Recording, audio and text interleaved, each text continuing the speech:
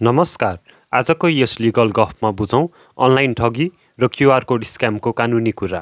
हाल नेपालमा डिजिटल भुक्तानी र अनलाइन कारोबार बढेसँगै QR code scam, fake online पसल, फेसबुक मार्केटप्लेस, ओटिपी स्क्याम जस्ता ठगीका घटनाहरू दिन प्रतिदिन बढ्दैछन्। मान्छेलाई सस्तो सामान, सजिलो सेवा वा एट्र्याक्टिभ अफर देखाएर क्युआर कोड पठाई पैसा ठग्ने काम बढ्दो छ। सुन्दा सानो कुरा, अनलाइन स्क्याम त हो नि सुनिए पनि यसको सजाय भने ठुलो छ है। ठगी रकमको दोब्बर बराबर जरिवाना र 3 वर्षसम्म कैद सजाय हुन सक्छ। अब बुझौँ यस्ता स्क्यामबाट कसरी जोगिने। अन्जान व्यक्ति वा अनलाइन पसलको क्युआर कोड स्क्यान नगर्नुहोस्। सामान प्राप्त नगरी पैसा नपठाउनुहोस्।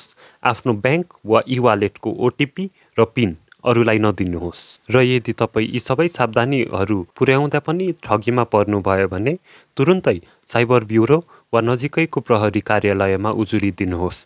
आफूसँग भएको सबै प्रमाणहरू, क्युआर कोड, च्याट रिसिप्ट, स्क्रिनसटहरू सुरक्षित राख्नुहोस्। र अन्तिममा अनलाइन सपिङ गर्दा होसियार बनौँ। क्युआर कोड स्क्यान गर्नु अगाडि 2 चोटि सोचौँ।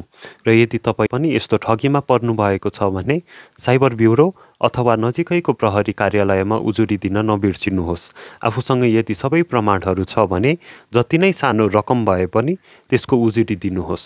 धन्यवाद।